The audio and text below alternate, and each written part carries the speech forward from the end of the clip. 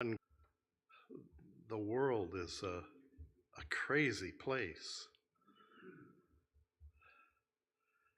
We're continuing to look at the atonement. Um, we looked at the beginning, which was God, of course, God, the Creator, who has given us everything. And I wanted us to see, in particular, in that lesson about God, is that God is a relational being. That's important. Throughout all of the scriptures, it's important for us to recognize that God is a relational being. Just like our lesson this morning in our assembly, uh, He cares for you. God is relational. He cares for us. He wants us. And He created us in order that He might have a relationship with us. So He made us in His image, and that means we're also relational beings. We come together at whatever time we come together. On the first day of the week, of course, but we come together at different times. And we come together because we're meant to be together. We're not meant to be off and aloof someplace where we're just all by ourselves. That's not the way God created us to be. We are relational beings. We are meant to be together. So He made us in His image, means we're relational beings, and both we and God are that, but we're more than that. We are more than that. And we're going to look at some of the things that mess up that relationship. Today we'll look at some of those things. And next week we'll continue in our discussion. Sin's such a pervasive thing. It's so bad that one lesson about it's just not enough, I guess. The scriptures talk a lot about it, and I want us to look at it today. In the beginning of our relationship with God, everything was very good. We were in fellowship with God. We walked in the garden with Him. Picture that. Here is God. He created us. Everything was united together. Everything was very good. God would come in the cool of the afternoon and He would walk with us, with man. I have no idea how long they were in the garden before they ate from the tree they were told not to eat from. I have no idea. Knowing me, it was probably about a week. But it might have been 1,000 years. We're not told. There's nothing that explains that to us, because the time wasn't really all that important. But here we were walking in the garden in the cool of the afternoon, talking with one another. I picture, you use your imagination when you're reading the scriptures. And as I read that they were walking, God and Adam and Eve were walking in the cool of in the garden in the cool of the afternoon, I just picture that God is like a father. Here's Adam and Eve. What do they know? He created them, put them in this garden, said, "Here, I want you to tend it and keep it." He gave them a language. Obviously, He's talking to them, and they talk back to God. I don't mean in a bad way. They talk back to God. And so they have that. But what do they know about the garden? What do they know about the world? They only know this little spot that they're in, and they don't know anything else. Maybe God is, as He's walking with them, maybe He's saying, you see this plant over here? If you mix it with this one here, it makes a pretty good salad. I don't know. I think He told them some of the things that he had created and how they worked and how they were supposed to keep the garden. It just seems like they needed some instruction. You know, a couple of weeks ago, I had a picture of my grandbaby up there. Remember that? I have more. If you'd like to see those, I have more. I was watching one time, this guy got on a plane. You know, I used to travel quite a bit anyway, I used to travel quite a bit. Anyhow, this guy got on the plane, and it was on Southwest, so you could sit anywhere. And as he's walking down, he stopped. There's an empty seat by this lady, and he says to her, "Do you have any grandkids?" She says, "Yes, I do." He kept walking. He comes to another person. He said, "Do you have any grandkids?" Said, "Yes, I do." He kept walking. Finally, he comes toward the back of the plane, near where I was sitting, and he says to this lady, "Do you have any grandkids?" She says, "No, I don't." He pulled out his wallet and says, "Let me tell you about mine." That's the way we are. And I think that's what God's like. He would talk to Adam and Eve. They didn't just walk and not talk at all. Surely he taught them things like a father would teach son. I don't know if he did that, but I imagine he did. I just imagine. But one day, something unexpected happened. Here, we had been worshiping and honoring God, honoring him as Father, because he was the Father. And we listened to his words, we obeyed what he had to say. Things were lovely and good, and then unexpectedly, along comes this created being, and he starts talking to us. And it interested us. What he had to say was interesting. And as we listened, we began to have some doubt in our minds. We began to think, has God held back something from us? And as this being starts talking to us, the more he talks, the more we're thinking, well, you know, we're looking at this tree and the tree looks good. The fruit looks good. It's probably quite tasty. Why wouldn't God want us to eat from that?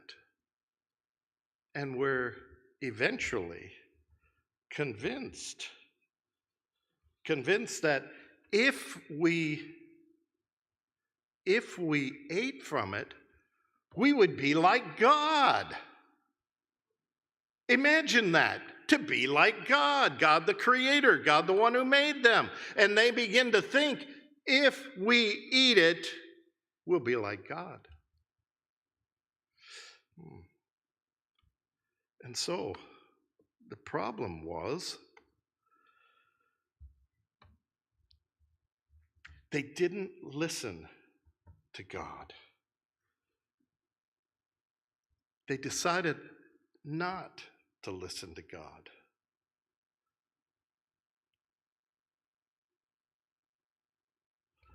They listened to a created being.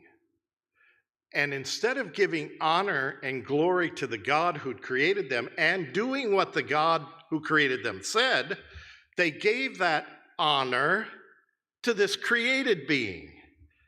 And that is, idolatry. We think about sin. I gotta put my glasses on here for a second.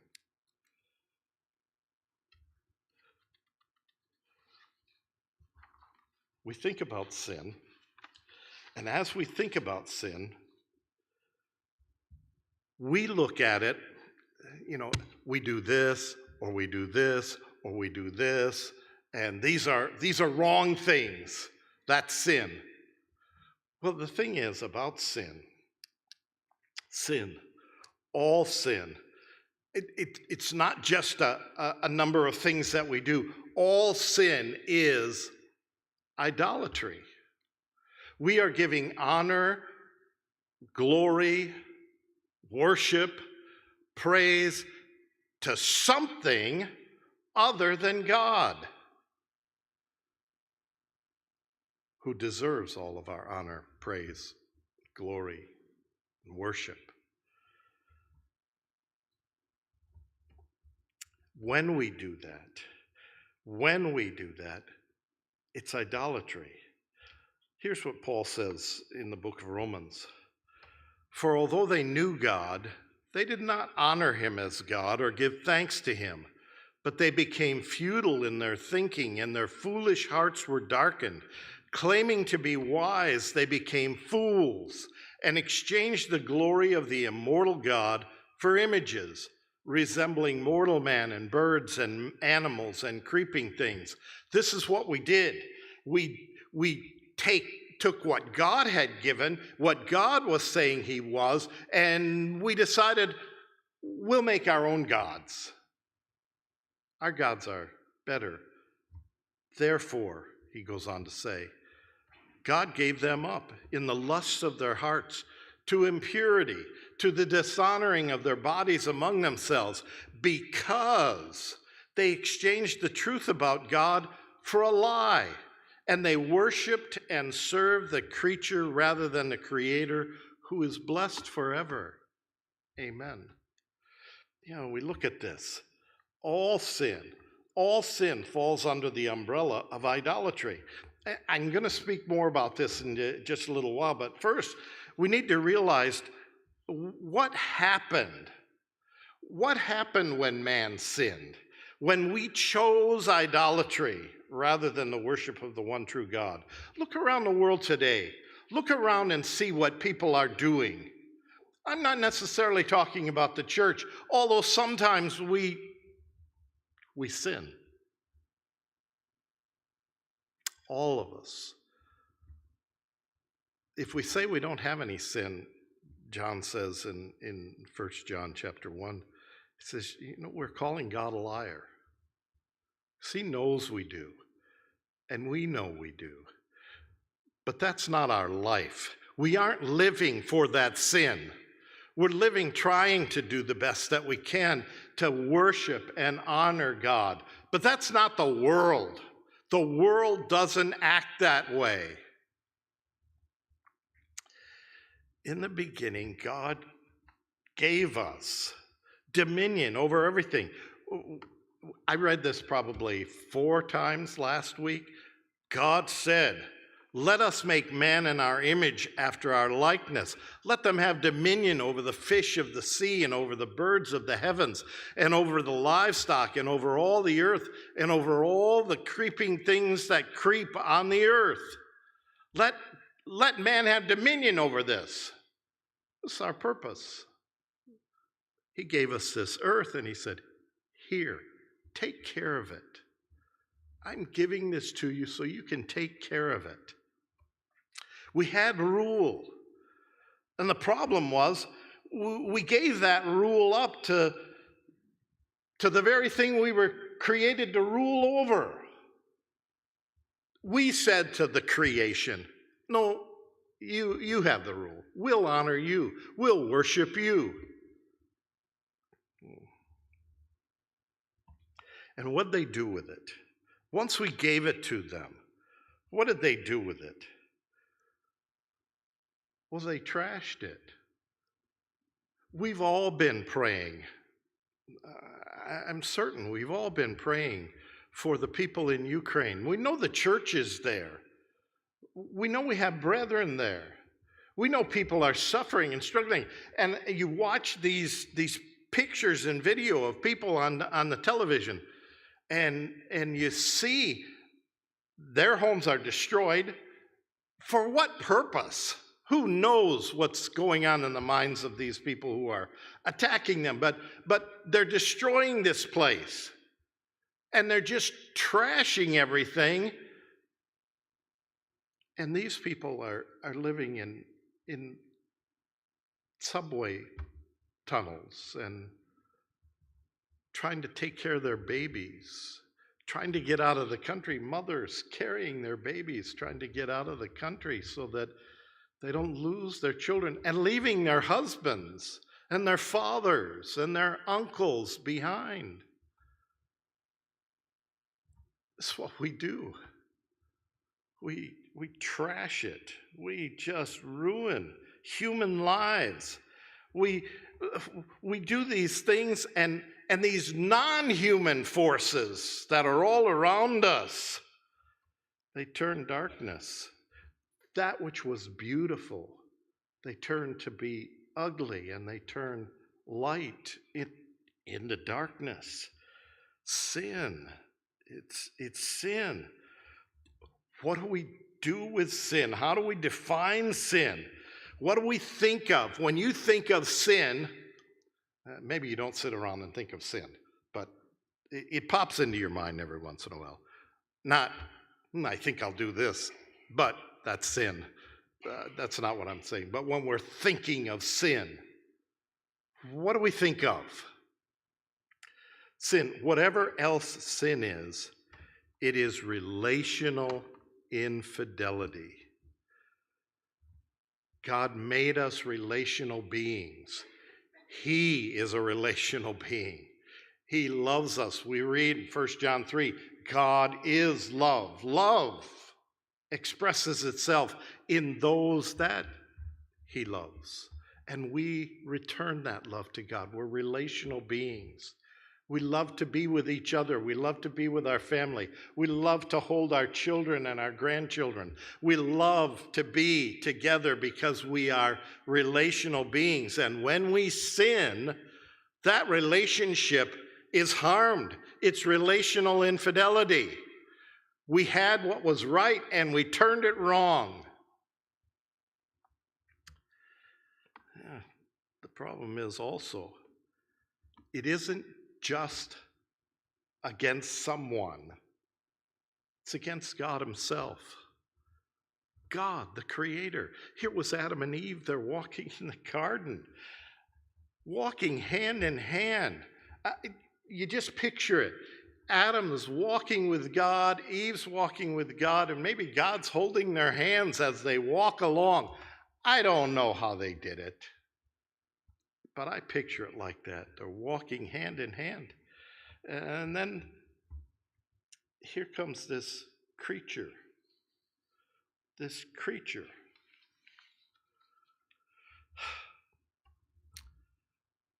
Adam drops God's hand and holds on to the creature instead. I remember I was in 8th grade, and I had a girlfriend. We held hands and we walked down the hallways. We were going steady. I never saw her outside of school, so the only time I ever saw her was in school, and we're walking hand in hand. We'd talk and we'd laugh, and I was feeling pretty good. She was one of the better looking girls in school, so I was feeling pretty good. And I thought things were going along smoothly, at least as far as I was concerned, they were. And one day we were walking and holding hands and kind of smiling at each other. And this other guy walks by and he looks at her and he smiles. And she let go of my hand, walked up to him, put her hand in his, and never looked back. She didn't even say, it's over. She just walked right up there, held his hand, and I'm just kind of, what's going on? That was my first broken heart. That's what we did to God. God's walking with us hand in hand. We're holding his hand. And along comes some created being, and we drop God's hand and go and hold on to something other than God. Sin. Sin is relational infidelity. Of course, it's an insult to God. It's a slap in his face. It's contempt for his holiness. It's rebellion against his lordship. Think of it. Here's God who created us, and who knows us and knows what we ought to do more than God? No one. Nothing. And we rebel against his lordship. And we're not thankful, as we read in Romans chapter 1. It's ingratitude and it's arrogance because we think we know more than God does. And it's treachery. It's all of these things. When you think of what we're doing, more than these, it's a heart issue. We are created in the image of God, created for fellowship. We are made as his children so that he could love us. And he gave to us so much. And what did we do? We worked deviously. And we broke his heart. Do you think we can affect God like that? Here's Jesus. Jesus, he's looking out over the city. He says, oh, Jerusalem, Jerusalem, the city that kills the prophets and stones those who are sent to it.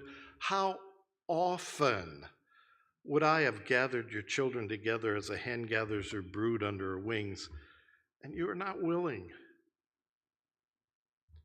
Is that not touching his heart? Is that not God? This is God. Jesus is God. Jesus came to show us God, the Father. He's coming to show us God the Father, and as he shows God to us, he looks over the city, and it hurts his heart that they didn't want to come to him. He's telling them, you're breaking my heart. Sin is any action that harms the relationship we have with God and or another person. And we've done that often, far too often. I know we wish we could go back and just get rid of all of those things that we've done that have hurt people and hurt God. It's no going back. There's only from today. And that's why Paul says, I forget those things which are behind, and I press on toward the goal of the high calling of God. Why? Because he can't go back and change any of those things, but Jesus can. Jesus can. He'll take care of those things for us. Sin. It's when we choose to act in a way that pulls us away from God, it hurts God. If love can't be hurt, can you say it's really love? I don't think so. I just don't think so. Sin breaks that connection with us. You remember in Isaiah 59, God says, my hand's not too short, my ear's not too dull. Too short that I can't reach you, and too dull that I can't hear you. But your sins have separated you and me, and so I can't reach and I can't hear. Sin harms the relationship we have with God. Sin can manifest itself in many, many different ways. We know all of these things. Everything I'm going to say today, you know these things. We understand them. The Bible has a lot of different words for sin, wickedness, transgression, a lot of other words, but the problem with these things, as we are looking at them individually as sin, is that we forget we were made for a purpose, and we've turned aside from that purpose, and we've distorted the vision that God gave us, and we abused our vocation, the purpose for which God has created us. Sin is a failure to worship. People are not just called to keep certain moral standards in the present and then to enjoy God's presence here and hereafter. But we're called to celebrate and to worship and to procreate and to accept responsibility within this rich and developing world that God has given us, this great creation. And we look back, the passage we've read in Genesis so many times, this is what we were made for. So when we try and diagnose the human plight, it's not simply that we've broken God's moral law. It's not that. We've offended him, we've insulted him, all those things are true. We bear his image and we've done this to him. All of this is true, but law breaking is just a symptom of a much more serious disease. Morality is important, but it's not the whole story. We looked at being image bearers last week, and in that lesson we saw that we, the bearers of God's image, were called to a responsibility, to authority within and over the creation. We're living in this and are responsible for this creation, but we turned it all inside out and upside down. And we look at a world that's in chaos. It's crazy. Where's our loyalty? And again, I'm not talking about the church. I'm talking about the world, how the world is, looking at the world and recognizing that the world has gone mad. The things in the world that God gave us for good, sex, money, power, these were good things. But we turned them into bad things. The lust of the eye and the lust of the flesh and the pride of life. All of those things that God gave us for good, we turned around and used them for evil. And instead of hearing and believing and obeying the Creator, we became idol worshipers. And what happens to idol worshipers? I read this in, N.T. Wright has a book called The Day the Revolution Began, and he says this in the book. What happens when we become idol worshipers? Here he says, the result is slavery and finally death. It isn't just that humans do wrong things and so incur punishment. This is one element of the larger problem, which isn't so much about punishment, that might seem almost arbitrary, perhaps even draconian. It is rather about direct consequences. When we worship and serve forces within the creation for which we were supposed to be responsible, we hand over our power to other forces only too happy to usurp our position. We humans, thus, by abdicating our own vocation, handed our power and authority to non-divine and non-human forces. Think about that. Think about what we did. Here we had rule over everything. And we decided, well, that's not really what we want. Instead, let's give it to the rest of creation and let them have that. Then we won't have any responsibility at all.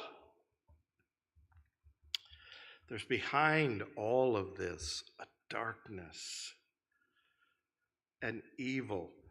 I don't know why Satan chose to be as Satan is. I don't know that.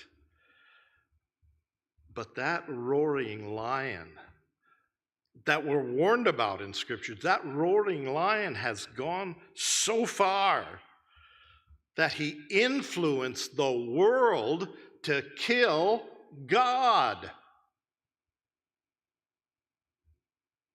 Here's Jesus.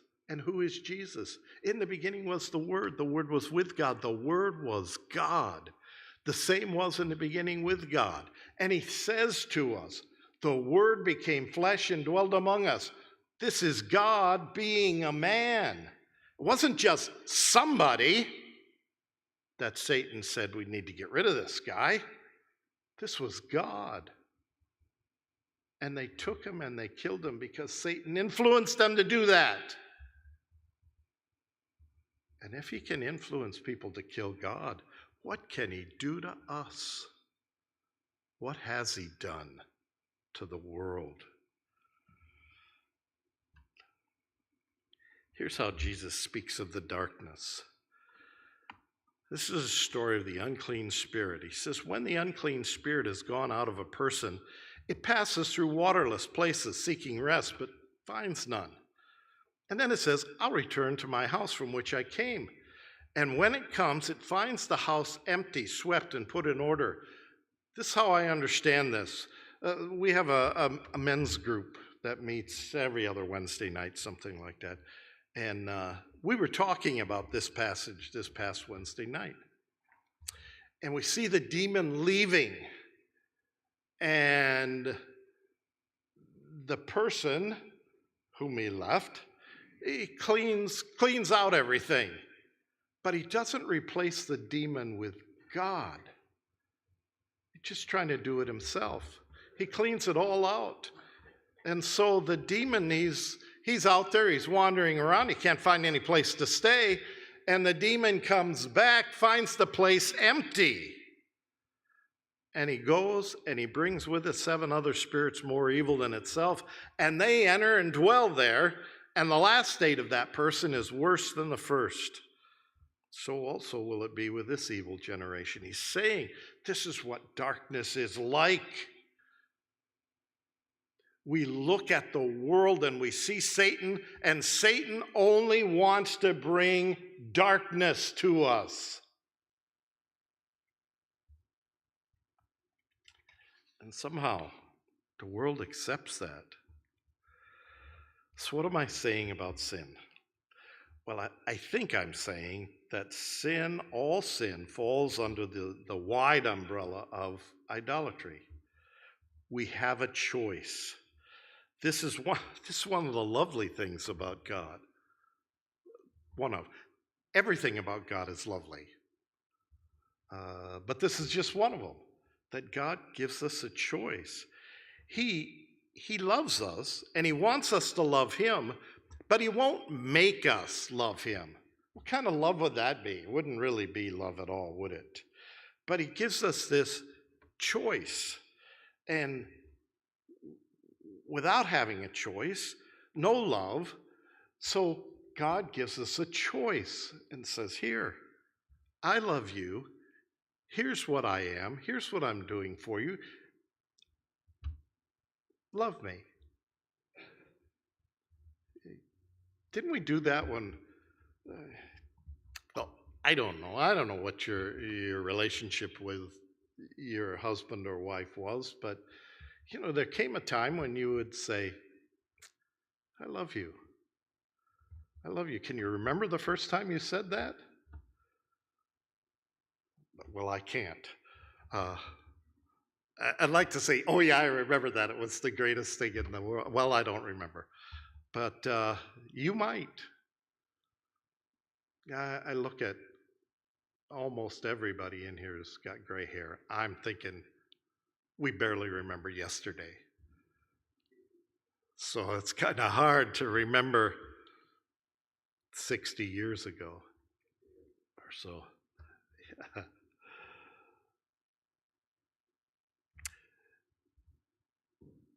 We have these emotions, though. These emotions are powerful. And unfortunately, we kick out reason a lot and we just go by emotions. And there's a site called Psych Central, and here's what they have to say about it. Is most of us tend to focus on falling in love. and use the feeling of love to determine the duration of a relationship. Falling in love is easy to do, almost effortless. But losing that loving feeling is not that hard to do either. If you just are ruled by your emotions, well, sooner or later, emotions are going to say, I really don't like this person that much. I used to love them, but now not so much. Of course, when the relationship is new, it's fun, it's enjoyable. Courting, I don't even know if anybody uses that word anymore, courting. Being courted. In the beginning, we were constantly, you wanted to be with each other, you wanted to share things, you'd buy little things, maybe a card. We don't really use cards anymore, but we send a nice, cute little text now. And we just wanted to be with each other and love each other, just be loving on each other. Feelings, however, they don't last like that. You can't keep that euphoric feeling going all the time. And so falling out of love, that's easy to do too. Love, real love, takes work. I don't know how long all of the people in here have been married. But I know we have one couple, they're in another class, but it's Fred and Sybil. They've been married 70 years. Doesn't that amaze you? 70 years. They've been married 70 years. Do you think they stayed married because it was easy? You look at them, watch them. You'll see them, they'll smile at each other. I've watched them hold hands. They'll talk and chat with each other. That's what love does. Love takes a lot of work. And when God loves us, he works at it. He had all of this worked out in eternity so that he knew we were going to mess up. And he wanted to bring us back to him, reconcile us, redeem us, forgive us, make us what we were supposed to be to begin with.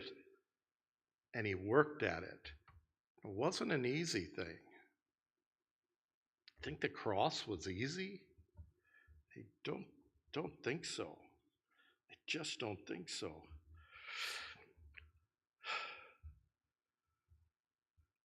Just as emotions were given to us by the Father, and they're good things. Emotions are good. They just have to be controlled by our minds, not just runaway emotions. But choice is another one of those great gifts that God gave us.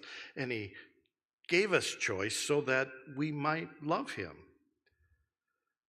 Often we look at things and we think, things are gray, really gray. There's a lot of gray in the world, not so much black and white.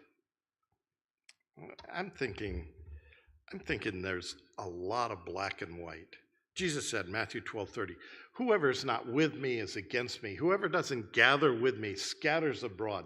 That seems pretty clear to me. He tells us, he who believes and is baptized shall be saved. He who doesn't believe, be condemned. That seems really clear to me. I don't see a lot of gray in that. And so many of the things that God says to us, I think they're pretty clear. A lot of black and white. And we can see it in people, black and white. Here's the story of Jesus going into the synagogue. It says about Jesus, he went on from there and entered their synagogue. And a man was there with a withered hand. And they, the Pharisees, they asked him, is it lawful to heal on Sabbath? So they might accuse him. And he said to them, and I pictured Jesus as being a little bit frustrated. He's been with these people a long time. They've seen things. They've heard things. They know that he has power. They've even had people that they've sent to go and get Jesus and arrest him. They come back and they say, I never heard anybody talk like this before. So it's not like they don't know something. And even Paul's on the way to Damascus. He's going there to arrest and maybe kill some Christians. And he meets Jesus on the way. And Jesus said to him, Saul. It's the same guy. He was called Saul when he was among the Jews. He was called Paul when he was among the Gentiles. If you read that verse, it says, Saul, who is also called Paul. Well, he falls down. Well, I don't know what he did. He fell down. And Jesus said, why are you persecuting me? Why are you doing that? Oh, you see this, and it's pretty clear. Jesus said, it's hard for you to kick against the pricks, isn't it? He said, there's enough evidence out there. You've seen enough things. You ought to be a believer by now. And Jesus had to come present himself to him. Well, which one of you? I just see Jesus as frustrated because these people they should know better. But he said to him, which one of you who has a sheep and it falls into a pit on the Sabbath will not take hold of it, lift it out? Of how much more value is a man than a sheep? So it is lawful to heal on the Sabbath, to do good on the Sabbath. And then he said to the man, stretch out your hand. The man stretched it out, and it was restored, healthy like the other. So here's a guy, comes in. Do you see any of those commercials about either St. Jude or what's the other one? The other hospital. I forget. Anyway, but it shows these little kids who can't use their arms, or their hands they're born without a hand or something. Really. And here's this guy. That's how he is. Jesus says, stretch out your hand. He stretches it out, and perfect. It's made whole. And people would look at that and say, wow, what a wonderful thing. But not the Pharisees. What do? The Pharisees went out, conspired against him, how to destroy him. Pretty black and white.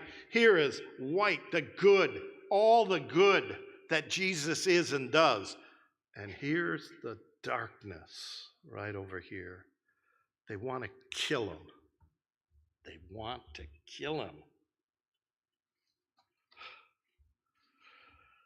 These passages demonstrate to me that things are not really very gray, but pretty much black and white. And I'm not talking about the richness and the depth and the peace that passes understanding. I'm talking about right and wrong. Right and wrong, pretty black and white. We know when things are right and when things are wrong. So we come back to our being given a choice. And our choices lead us to decide whether we're going to love God or not. And this choice is what determines where we are to stand as far as sin is concerned. And why is that? Because sin, under the umbrella of idolatry, it's not just an act. We lie, we steal, we cheat, we commit adultery. Sin is not just acts. It's not just missing the mark. Sin is a relational issue. God is relational. He created us in his image as relational beings, and sin is relational. We got to remember that as we continue to look at the atonement. When we look at it, we look at the cross, we see how terribly God hated sin. Looking at the cross, I took Mike's thing. I have 5 minutes left. That was my alarm going off. You didn't hear mine. Mine was on silence. When we look at the cross, we see how terribly God hated sin. The cross is a picture of that. He sent his son to die on the cross. Why? For God so loved the world that he gave his only begotten Son, that whoever believes in him should not perish. That's the purpose. So that we don't have to die. We can live. And Jesus came and condemned. He died on the cross and condemned sin in the flesh. We'll talk about that in the coming weeks, what that means, how he condemned sin in the flesh. Sometimes we get the idea, well, God was angry. God was angry. He was just too mad. That's why he sent Jesus to the cross and he had him die there. But that wasn't it.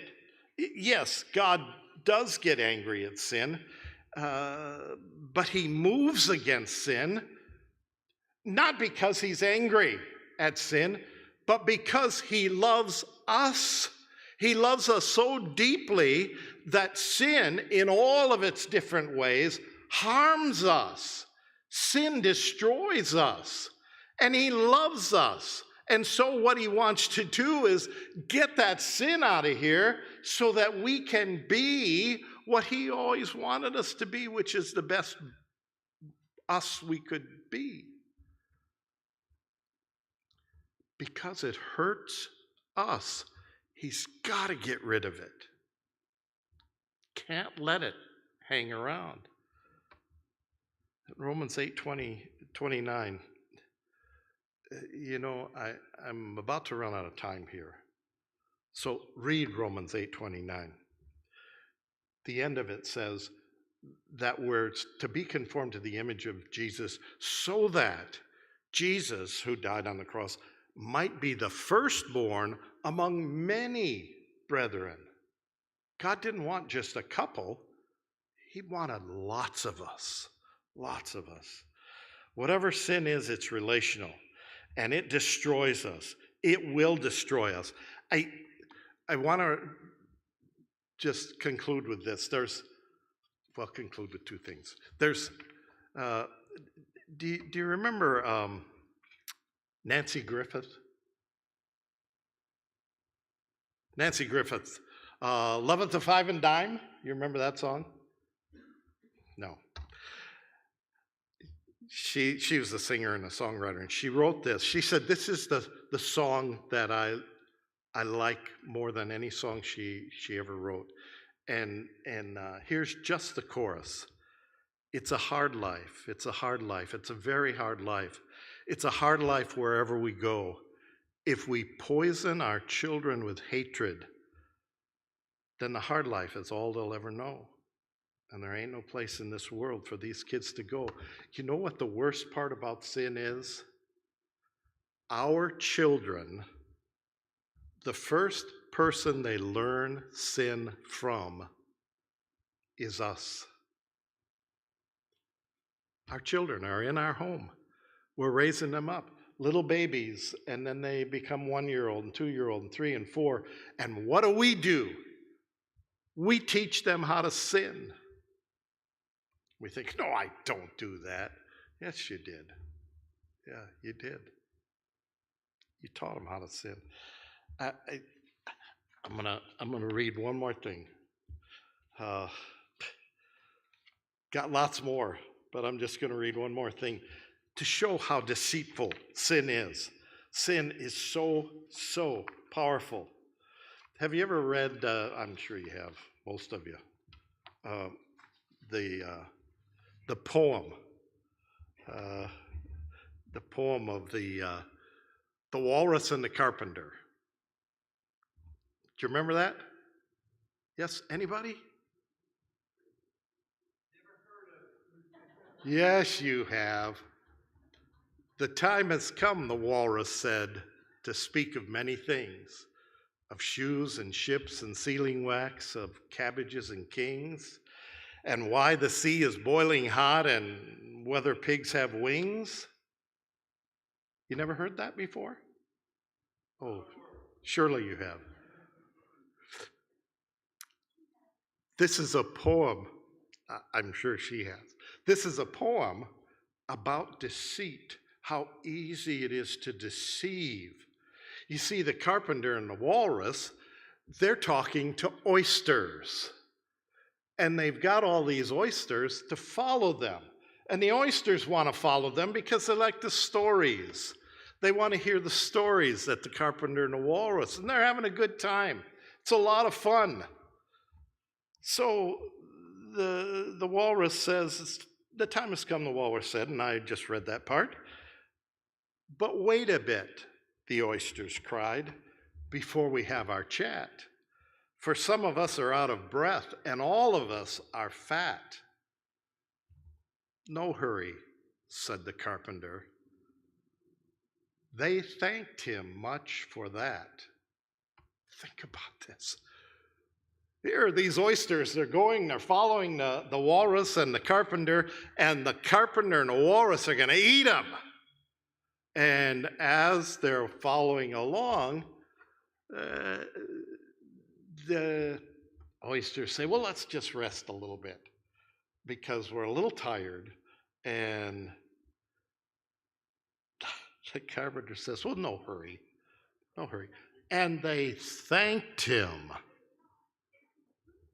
That's what we do. The world thanks Satan for the things that are destroying them. And I don't even realize it.